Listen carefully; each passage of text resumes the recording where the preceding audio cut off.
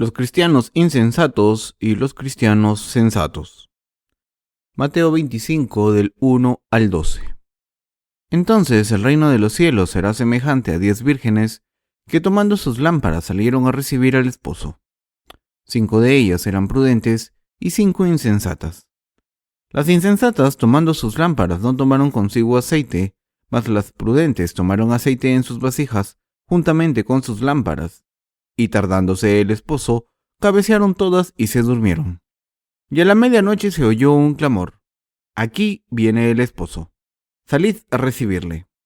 Entonces todas aquellas vírgenes se levantaron y arreglaron su lámpara, y las insensatas dijeron a las prudentes: «Dadnos de vuestro aceite, porque nuestras lámparas se apagan».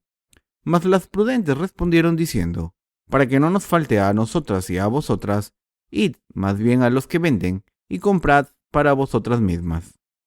Pero mientras ellas iban a comprar, vino el esposo, y las que estaban preparadas entraron con él a las bodas, y se cerró la puerta. Después vinieron también las otras vírgenes, diciendo: «Señor, Señor, ábrenos». Mas él respondiendo dijo: «De cierto os digo que no os conozco». Hola a todo el mundo. ¿Cómo están hoy? El pasaje de las Escrituras nos dice que había 5 vírgenes sensatas y 5 insensatas que salieron a encontrarse con su novio. Las vírgenes insensatas les pidieron un poco de aceite a las sensatas, porque sus lámparas se estaban apagando. Las vírgenes sensatas contestaron: «Para que no nos falte a nosotras y a vosotras, id más bien a los que venden y comprad para vosotras mismas». El novio llegó mientras las vírgenes insensatas habían salido a comprar más aceite, y las vírgenes sensatas, que habían preparado el aceite en sus lámparas, fueron con él a la boda, y la puerta se cerró. Entonces las vírgenes insensatas volvieron y dijeron: «Señor, Señor, ábrenos». Pero el Señor contestó: «De cierto os digo que no os conozco». Este es el contenido esencial de este pasaje. En el cristianismo de hoy en día hay 2 tipos de fe: una fe sensata y una fe insensata. Hay gente religiosa e insensata en el cristianismo, y hay gente que cree en el cristianismo como una religión.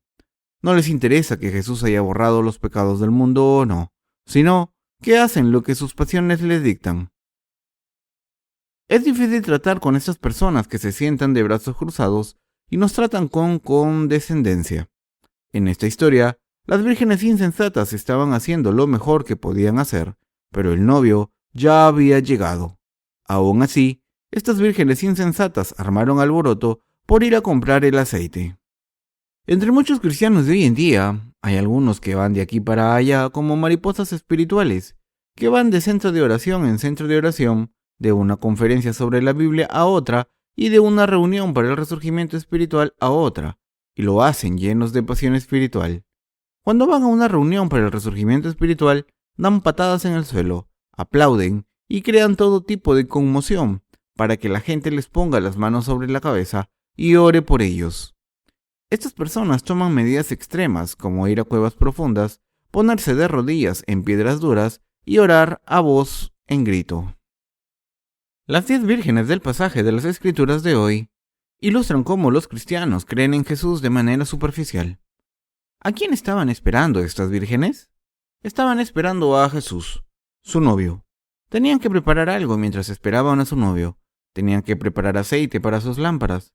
Si ponen aceite en una lámpara sin derramarlo y luego la encienden, la mecha y el aceite producirán luz. Cuando la mecha absorbe el aceite, la llama que hay en ella quema el aceite. Así, nos aseguramos de que la llama no se apagará y la lámpara dará luz. Pero si enciendes la llama en una lámpara que no tiene aceite, la llama se enciende una vez, pero se apaga enseguida. Los cristianos que creen en Jesús y le siguen como si se tratase de una tradición o una religión son como esas lámparas sin aceite. Como no tienen el Espíritu Santo dentro de sus corazones, tienen que cambiar la llama muchas veces. Esto es lo que ocurre a los fanáticos religiosos que creen en el cristianismo como en una religión y queman bastantes llamas al día. Cuando la llama está quemada y gastada, la estiran y la encienden 1, 2, 3, 4, 5 veces, una y otra vez. Por ejemplo, si la llama mide 20 centímetros y quemamos 1 centímetro al día, gastaremos la mecha en 20 días. Entonces, necesitaremos una mecha nueva y la cambiaremos cuando se nos haya gastado la de 20 centímetros. Entonces, gastaremos la nueva durante 20 días y necesitaremos otra nueva. Así es necesario cambiar la mecha a intervalos porque la encenderíamos por lo menos 7 veces a la semana, incluyendo las oraciones matinales, las vigilias nocturnas, los servicios de culto a mitad de semana, los cultos de los viernes por la noche y los cultos de los domingos por la mañana y por la tarde. Tendríamos mucho trabajo que hacer cambiando la mecha tantas veces.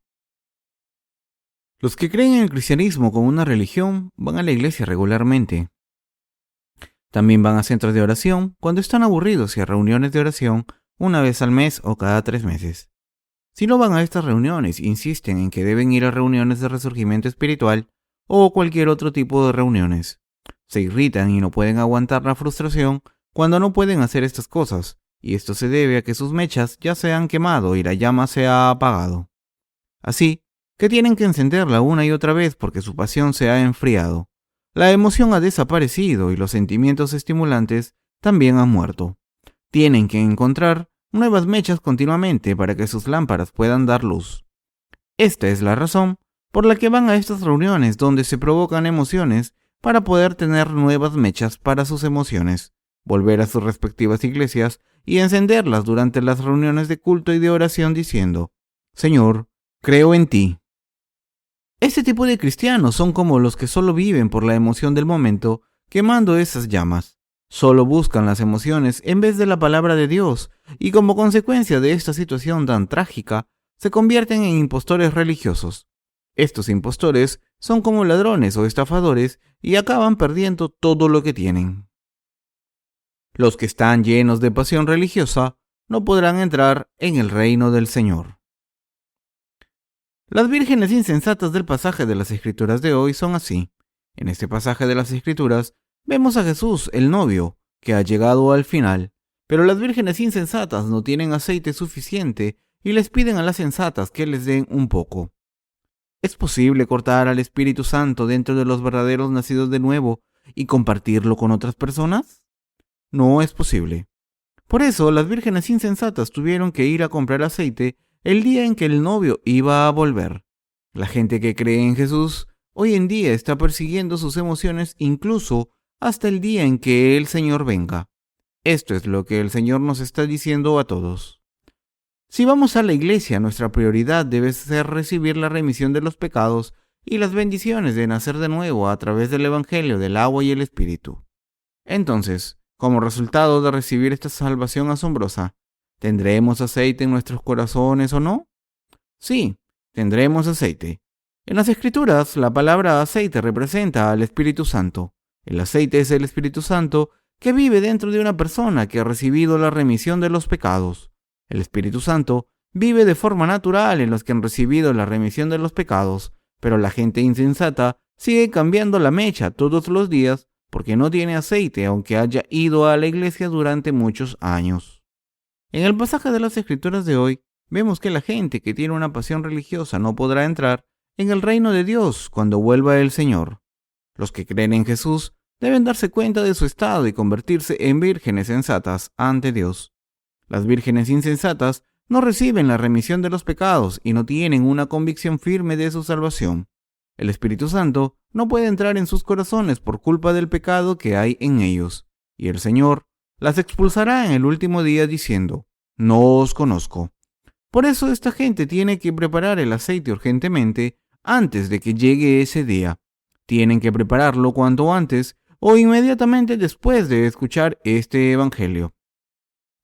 ¿Quién sabe cuándo llegará el Señor y qué vergüenza pasaremos si no estamos preparados para su venida? Debo ser sincero y decir a veces que vivir en este mundo no es tan placentero. Ya hayan recibido la remisión de los pecados o no, hay veces en que la vida se hace pesada, difícil, aburrida y frustrante. Pero a pesar de estos sentimientos, en el versículo 10 podemos leer que las personas sensatas han preparado el aceite. Esto significa que lo tienen preparado de antemano. Por eso pudieron entrar en la boda, es decir, en el reino de los cielos. Entonces miremos las Escrituras ahora para ver cómo debemos preparar el aceite, es decir, el Espíritu Santo. La fe sensata es la fe que tiene el aceite. Deben preparar el aceite como las vírgenes sensatas que esperaban al novio. El Espíritu Santo es Dios, es el que vive dentro de una persona cuando recibe la remisión de los pecados. Entonces, ¿cómo se borran los pecados del corazón de una persona? ¿Cómo pueden nacer de nuevo a través del agua y el Espíritu? Les voy a hablar de esto. Hoy me gustaría hablarles del Evangelio del agua y el Espíritu. En Mateo 3 del 13 al 17 vemos a Juan el Bautista bautizando a Jesús. Entonces Jesús vino de Galilea a Juan al Jordán para ser bautizado por él. Mas Juan se le oponía diciendo: Yo necesito ser bautizado por ti, ¿y tú vienes a mí? Pero Jesús le respondió: Deja ahora, porque así conviene que cumplamos toda justicia. Entonces le dejó, y Jesús, después que fue bautizado, subió luego del agua, y he aquí cielos le fueron abiertos, y vio al Espíritu de Dios, que descendía como paloma y venía sobre él.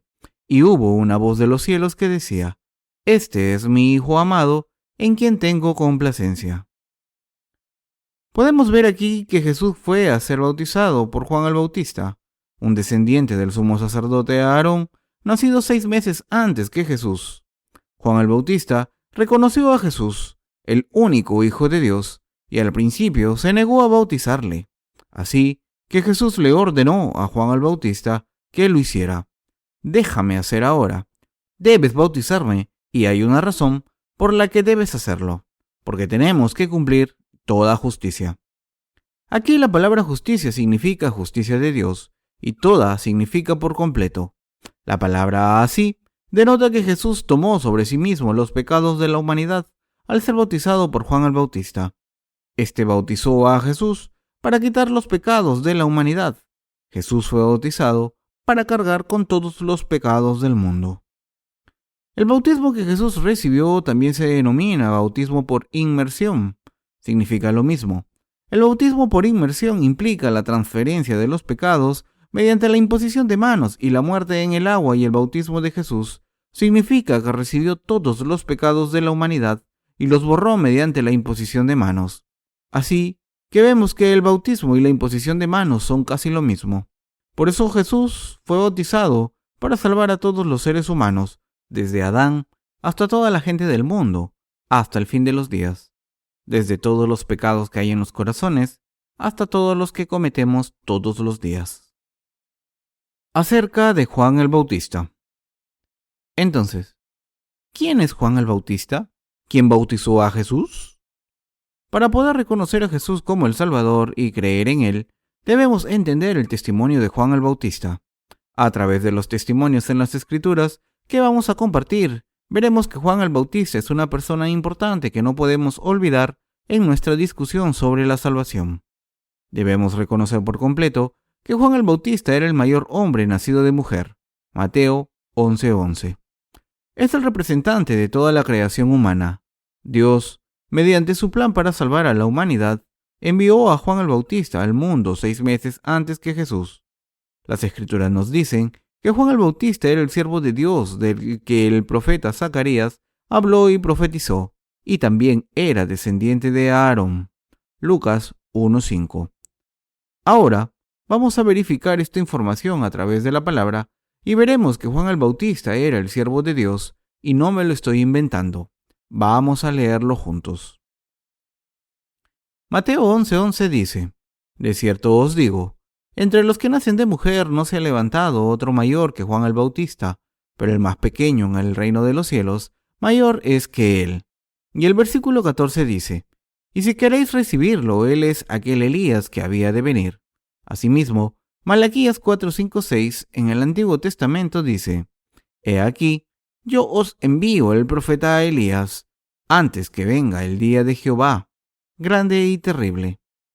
Él hará volver el corazón de los padres hacia los hijos, y el corazón de los hijos hacia los padres, no sea que yo venga y hiera la tierra con maldición. Podemos ver en el libro de Malaquías que Dios había hecho una promesa a través de este profeta al final del Antiguo Testamento, y esta promesa consistía en enviar a Elías. Sin embargo, las palabras de la Biblia nos dicen que el profeta Elías fue arrebatado. ascendió hacia el Señor en un carro de fuego. De hecho, Elías fue arrebatado cuando todavía estaba vivo. Dios dijo que enviaría de nuevo a este Elías. Algunas personas pueden pensar, Dios va a enviarlo de nuevo porque no murió en este mundo. Mateo 11:14 nos dice claramente, y si queréis recibirlo, él es aquel Elías que había de venir. Dios da testimonio de que Juan el Bautista es el profeta Elías. En el Evangelio según Mateo capítulo 11, versículo 11, encontramos, de cierto os digo, entre los que nacen de mujer, no se ha levantado otro mayor que Juan el Bautista, pero el más pequeño en el reino de los cielos, mayor es que él. Además, en los versículos 12 al 13 leemos, desde los días de Juan el Bautista hasta ahora, el reino de los cielos sufre violencia, y los violentos lo arrebatan, porque todos los profetas y la ley profetizaron hasta Juan. Esto significa que el Antiguo Testamento acaba con Juan el Bautista. ¿Dónde empieza y dónde termina el Nuevo Testamento? El Nuevo Testamento empieza con la primera venida de Jesús y acaba cuando Jesús vuelve a la tierra. Mateo 11:12 dice, desde los días de Juan el Bautista hasta ahora, el reino de los cielos sufre violencia y los violentos lo arrebatan. Arrebatarlo significa destruirlo por una fuerza violenta o robarlo con fuerza violenta. Es posible que la gente piense que una persona humilde y recta puede entrar en el reino de Dios, pero no una persona de naturaleza violenta. Pero debemos tener en mente que las escrituras son diferentes a nuestros pensamientos. Aquí, por ejemplo, el significado de las escrituras está muy claro y no hay nada malo en él. Si es así, no podemos evitar plantearnos la siguiente pregunta. ¿Qué hizo Juan el Bautista que era tan importante para permitirnos entrar en el reino de Dios por fe desde entonces? Es muy importante que entiendan esto por completo, porque quien cree en lo que Juan el Bautista hizo en el mundo y en lo que Jesús hizo, recibe la remisión de los pecados por fe y puede entrar en el reino de los cielos. Sin embargo, debemos saber que los que creen en Jesús como si siguieran una religión, no podrán entrar en el reino de los cielos. Los que están ebrios de religión no podrán entrar en el reino de los cielos. Todo lo que hacen es alimentar sus emociones y así intentan satisfacer sus pensamientos y sus sentimientos. Creen en Jesús como en una religión, como el confucianismo o el budismo. Por tanto, simplemente fingen ser humildes y rectos y siguen ofreciendo sus oraciones de penitencia, yendo a retiros de oración, ofreciendo el diezmo y haciendo servicios voluntarios. Se niegan a aceptar lo que Juan el Bautista ha hecho según las Escrituras, a que vino por el camino de la justicia y completó la obra justa con Jesús. Mediante sus acciones tercas y desobedientes, desechan la voluntad de Dios para sus vidas. Mateo 21:32 y Lucas 7:30. Están satisfechos consigo mismos y beben constantemente de sus emociones, como la gente que se intoxica con el alcohol. Podría seguir hablando de esto con todo detalle, pero hay poco tiempo. Lo que estoy diciendo es que una persona religiosa no acepta lo que Juan el Bautista ha hecho al venir por el camino de la justicia.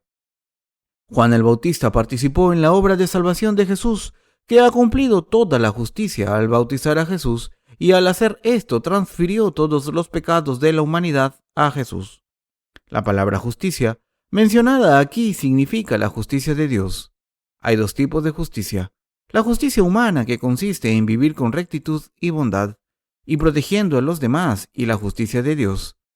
Cuando todo el mundo había caído en el pecado por desobedecer sus mandamientos, gracias a la bondad de Dios hacia nosotros, nos salvó y nos dejó sin pecados al hacer que su Hijo tomase todos nuestros pecados. La justicia de Dios es la verdadera justicia. Si Juan el Bautista no hubiese cumplido esta obra de transferir todos los pecados del mundo a Jesús mediante el bautismo, no podríamos estar sin pecados. Si esto fuese cierto, todavía tendríamos pecados en nuestros corazones, por mucho que creyésemos en Jesús. Por eso, es tan importante saber que Jesús fue bautizado para borrar nuestros pecados. Cuando todavía tenemos pecados desde el punto de vista de Dios, Él no los deja pasar diciendo: todos tus pecados han sido borrados, o eres justo. Eso se debe a que Dios es justo y no puede mentir. Dios transfirió todos los pecados de la humanidad a Jesús, a través de este método, justo del bautismo de Juan el Bautista, a quien había escogido de antemano como representante de toda la humanidad. Todos los pecados del mundo han sido borrados perfectamente mediante este bautismo, y por eso ahora no tenemos pecados en nuestros corazones. El Señor por su obra justa nos ha redimido por completo de todos los pecados del mundo después de ser bautizado. Jesús se convirtió en el Cordero de Dios que cargó con los pecados de la humanidad hasta la cruz, como resultado de la desobediencia del hombre. Romanos 5:19. Debemos entender por completo estas palabras importantes en Juan 1:29. He aquí, el Cordero de Dios que quita el pecado del mundo. Este es el testimonio que Juan el Bautista compartió con sus discípulos y con todo el mundo 2 días después de haber bautizado a Jesús en el río Jordán. 12 tipos de pecado. Ahora me gustaría hacer una pausa y preguntarles a todos ustedes si admiten ante la palabra de Dios que todo el mundo, incluidos ustedes mismos, nace con pecado y que nadie puede evitar cometer pecados. Marcos 7 dice, porque de dentro del corazón de los hombres salen los malos pensamientos, los adulterios, las fornicaciones, los homicidios, los hurtos, las avaricias, las maldades, el engaño, la lascivia, la envidia, la maledicencia, la soberbia, la insensatez. Todas estas maldades de dentro salen y contaminan al hombre. Marcos 7, del 21 al 23. Entonces, si leemos correctamente, ¿están de acuerdo con que estos tipos de pecados están en sus corazones? Por supuesto. ¿Tienen lascivia en sus corazones? Sí. ¿Tienen robos en sus corazones? Sí. ¿Hay alguien que haya mirado las posesiones de otro y haya tenido envidia? Sí. ¿Hay alguien que haya engañado a otra persona? Sí. ¿Hay alguien que haya odiado a otra persona y haya pensado en matarla? Sí. ¿Hay alguien que haya tenido pensamiento de desobedecer a sus padres e interferir en sus vidas? Sí. Este es un gran pecado. ¿Hay alguien que haya deseado matar a sus padres o hijos para beneficiarse de un seguro de vida? Sí, estoy seguro. Por favor, entiendan lo que digo y crean en la verdad bíblica que dice que todo el mundo ha nacido con estos 12 tipos de pecados ante Dios. Dios dice en Isaías 1:4 que todos somos una generación de malignos y que vivimos toda nuestra vida derramando estos 12 tipos de pecados. Debemos ser honestos sobre quiénes somos ante la palabra de Dios. ¿Han pecado en esta vida desde que nacieron hasta que cumplieron los 10 años? Sí. ¿Están incluidos estos pecados en los pecados que se transfirieron a Jesús cuando fue bautizado? Sí. Entonces, ¿han pecado desde que tenían 10 años hasta los 30? Entonces, también son los pecados del mundo. ¿Han sido transferidos a Jesús también? Sí. Los pecados que han cometido desde los 10 hasta los 30 años también han sido transferidos a Jesús. Los pecados que han cometido desde los 40 hasta los 70 también son los pecados del mundo. Todos esos pecados también han sido transferidos. Como Jesús ha cargado con todos los pecados del mundo mediante el método más apropiado, es decir, mediante su bautismo, Dios nos da la salvación a los que creemos en Jesús como nuestro Salvador. Todos nuestros pecados han sido transferidos a Jesús a través del bautismo que recibió de Juan el Bautista mediante la imposición de manos. Jesús nos ha dado una vida nueva al ser condenado a morir en la cruz, derramar su sangre, morir en esa cruz, vencer a la muerte y resucitar de entre los muertos. Muchos cristianos religiosos de hoy en día creen que reciben la remisión de los pecados cuando ofrecen esas oraciones de penitencias miserables. Debemos parar aquí un momento y pensar en esto. Si Jesús nos perdonase cada vez que ofrecemos oraciones de penitencia, entonces no ha borrado todos los pecados del mundo por completo. De hecho, la gente todavía va a cometer muchos pecados. Las personas son criaturas que no pueden evitar cometer pecado hasta el día en que mueran. Por tanto, con esta falsa creencia, toda la justicia no se ha cumplido para los que intentan deshacerse de sus pecados a través de este método. No creen que Jesús haya tomado los pecados del mundo. El apóstol Pablo habla sobre estas personas en el libro de Romanos. Estas personas ignoran la justicia de Dios y quieren establecer su propia justicia. Romanos 10:3. La voluntad de Dios apunta hacia la remisión de nuestros pecados. ¿Qué significan estas palabras que el Señor dijo en la cruz? Está acabado. Estas palabras son muy poderosas y significan que Jesús cumplió toda la justicia al ser juzgado y recibir el castigo por todos los pecados del mundo, cuando los tomó a través del bautismo a manos de Juan el Bautista. Jesús recibió el método de bautismo más apropiado que Dios Padre había planeado y fue sumergido en el agua del río Jordán. Esta inmersión representa su muerte, y cuando salió a la superficie de nuevo, estaba indicando su resurrección y la resurrección de los creyentes. ¿Qué dijo Dios Padre cuando Jesús fue bautizado? Y hubo una voz de los cielos que decía: Este es mi Hijo amado, en quien tengo complacencia. Este es el testimonio de Dios Padre, y tiene el siguiente significado. Este es el que ha recibido los pecados del mundo de la manera más adecuada, y es mi Hijo, en quien tengo mi complacencia, y quien obedece al Padre. Ahora razonemos acerca de la palabra en el capítulo 7 de Mateo que dice: No todo el que me dice Señor, Señor, entrará en el reino de los cielos, sino el que hace la voluntad de mi Padre que está en los cielos. Mateo 7:21. ¿Hay algún cristiano en este mundo que siga la voluntad del Padre por completo? No hay nadie que pueda seguir la voluntad de Dios por completo. Si esto significa obedecer la ley mediante obras, todos los seres humanos son frágiles como Pedro, y no pueden hacer todas estas cosas según la voluntad de Dios a través de nuestras obras. Todo el mundo, incluso Pedro, al ser frágil en la carne, traicionaría a Jesús en repetidas ocasiones, y por eso viviría arrepintiéndose de sus pecados una y otra vez. Pero lo importante es que el Señor ha cargado con todos estos pecados y debilidades. A través de su bautismo, Jesús ha cargado con todos nuestros pecados y con los pecados de toda la humanidad, que todavía sigue cometiendo pecados en este mundo. Por eso, ni uno solo de los discípulos de Jesús, ni Pablo, ofrecieron oraciones de penitencia por sus pecados. A veces se arrepentían de sus errores después de darse cuenta. No debería haberlo hecho.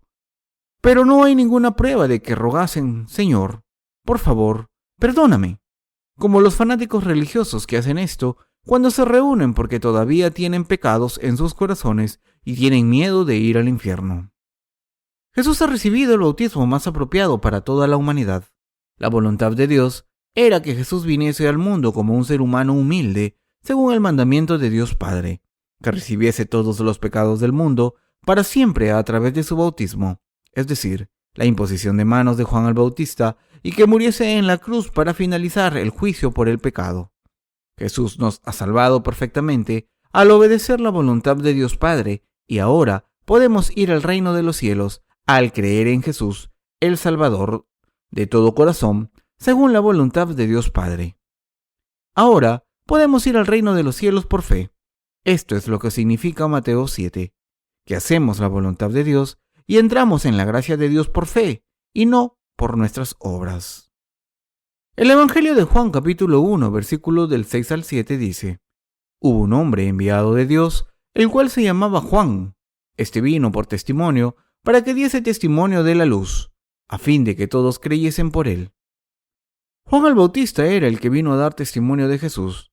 Juan el Bautista era el sumo sacerdote que transfirió todos los pecados de la humanidad a Jesús. Juan el Bautista todavía sigue dando testimonio a la humanidad con estas palabras tan poderosas: He aquí, el Cordero de Dios que quita el pecado del mundo. Juan 1:29. Los que creemos en esto podemos conocer a Jesús a través del testimonio de Juan el Bautista. En otras palabras, nos damos cuenta de que todos nuestros pecados han sido pasados a Jesús gracias a que Juan el Bautista nos ha dado testimonio de él. No podríamos haber creído en Jesús como nuestro Salvador perfectamente si no hubiésemos tenido el testimonio de Juan el Bautista, que dio testimonio de Jesucristo, la verdadera luz.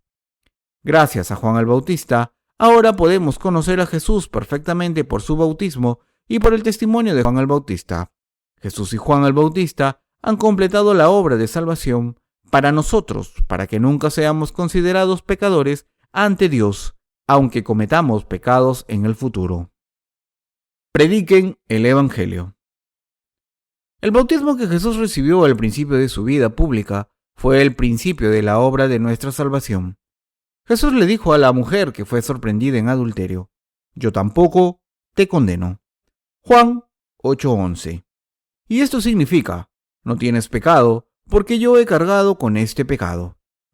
Jesús compartió el Evangelio de la remisión de los pecados durante 3 años, como en este ejemplo. Después derramó su sangre, murió en la cruz por el juicio del pecado, resucitó al tercer día y ascendió a los cielos para completar nuestra salvación. Los que creen en este Evangelio reciben la remisión de los pecados y se convierten en gente sensata de fe que ha preparado el aceite, es decir, el Espíritu Santo dentro de sus corazones. Hemos conocido a Jesús gracias al testimonio de Juan el Bautista y nos hemos vestido de toda justicia al creer en todo lo que ha hecho por nuestra salvación.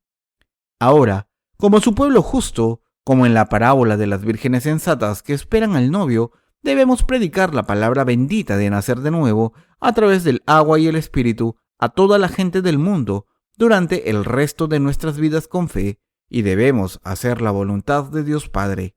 El Señor nos ordena que prediques la palabra, que instes a tiempo y fuera de tiempo, redarguye, reprende, exhorta con toda paciencia y doctrina. Segunda de Timoteo 4:2.